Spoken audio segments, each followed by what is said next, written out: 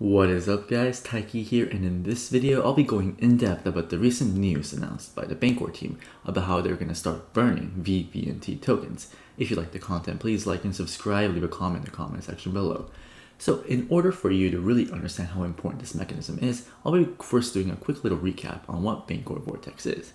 Then I'll be going over the buyback and burn mechanism, and then making a bullish case for BNT, because it'll put a deflationary pressure in the supply of BNT, as well as increasing the utility and therefore demand for the token itself. Okay, so let's get started.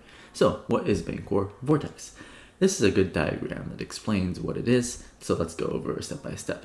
So you can buy BNT off the market and deposit it into the Bancor app, right, to provide liquidity. And the BNT that you stake, that you deposit into the pool, will accrue swap fees over time, right? It's just like providing liquidity. But also, if you provide BNT, you get vBNT in return. And with the vBNT token, you can use it to swap for tokens. Like you can buy, Bitcoin with it, for example, or buy Ether with it. And if you want your BNT backed, then you just have to take the vBNT, the equivalent amount of vBNT, and burn it, and then you'll get the BNT that you initially staked, as well as the rewards that you've earned over time. So a little recap is Bancor Vortex is a way for liquidity providers to leverage their yield-bearing asset, which is BNT, to use on other decentralized applications. Okay, so let's say you actually want to use Bancor Vortex. How will that look like in practice? So let's, for the sake of simplicity, assume that the ratio of vBNT to BNT is 1. This means that the price of vBNT and BNT are the same. So in this scenario, I can deposit $10,000 worth of BNT to get $10,000 worth of vBNT. But the ratio is not pegged to 1. The price of vBNT is set by the market, so the ratio fluctuates over time. And this chart shows the ratio over time since its inception. And you can see that, historically it's been between around 0.6 and 0.7. So let's assume today the ratio is at 0.65. This means that if I put 10K of BNT, I can get 6.5K worth of vBNT.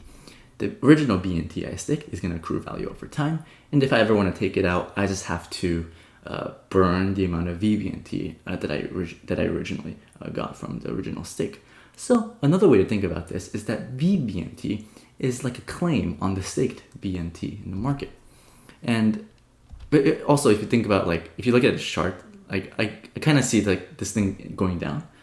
Which is not good, because let's assume that, let's say that when it first launched, the ratio was around 0.8. Well, this just means that for 10K I can take out 8K, but if the ratio is 0.4, I can only take out 4K.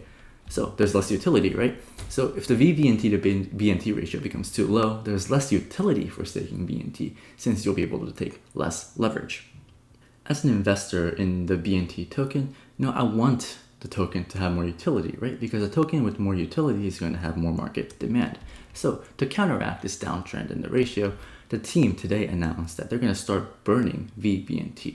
So how this actually works is 5% of all swap fees earned on Bancor is going to be used to buy back and burn vBNT directly from the market. This will essentially lock in BNT in the protocol forever, putting a deflationary pressure on BNT. So if that's confusing, don't worry, I'll be going over each point in more detail. So what does it mean, a deflationary pressure? So we've discussed that with Bancor Vortex, vBNT is a claim on the staked BNT. So if 10,000 vBNT is burned by the protocol, that means 10,000 BNT in the protocol can never be accessed, right? Because vBNT is a claim on the staked BNT. If that claim is gone, then no one can ever pull that liquidity out. And a gigabrain way to think about this is when you look at projects, we always look at the valuation and the fully diluted market cap and the circulating supply of tokens. But with Bancor, with BNT, CoinGecko and CoinMarketCap will always overstate the amount of real circulating supply, because vBNT is going to be burned, right? It's going to keep burning. So right now there's around 175 million BNT tokens, but let's say next month the protocol burns 10 million vBNT. Well, that means that even though CoinMarketCap says 175 million circulating supply, the real circulating supply is around 165 million, right? Because the vBNT is gone, so the 10 million BNT can never be accessed, right? It's never going to enter the market.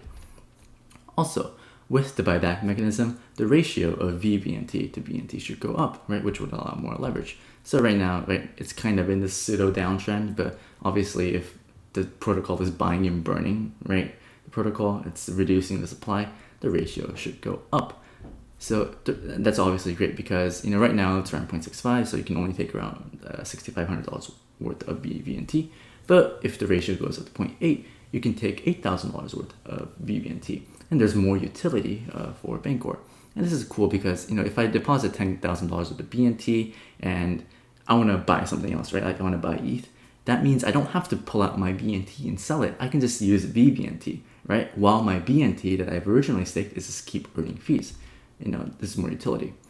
All right, so what are the takeaways? So let me make a bullish case for BNT in the future. First, there's going to be an increase in the locked liquidity in the protocol because 5% of swap fees is going to be used to lock BNT in the protocol. This is because BNT is a DEX, you want more liquidity. So if you lock in more liquidity, it just reduces slippage and it leads to like a better user experience. Second, it'll reduce the circulating supply of BNT, right? Because vBNT is a claim on the staked BNT. So if that's burnt, then that BNT is gone forever. Like it'll never enter supply. Lastly, it'll increase the lending capabilities for the Bancor Vortex. The increase in the vBNT to BNT ratio allows for more leverage, boosting utility for the token, which will ultimately lead to increase in demand. So that's the end of the video. I have a playlist for Bancor. I did a fundamental analysis for Bancor, solving the permanence loss, as well as going over the Bancor Vortex, the liquidity black hole. So I would really appreciate it if you guys can like and subscribe and leave a comment. It takes a long time for me to do these videos. So, if you can give me like positive reinforcement, for me to keep doing the research, to keep providing quality content, that would be greatly appreciated. So thank you guys for watching and have a nice day.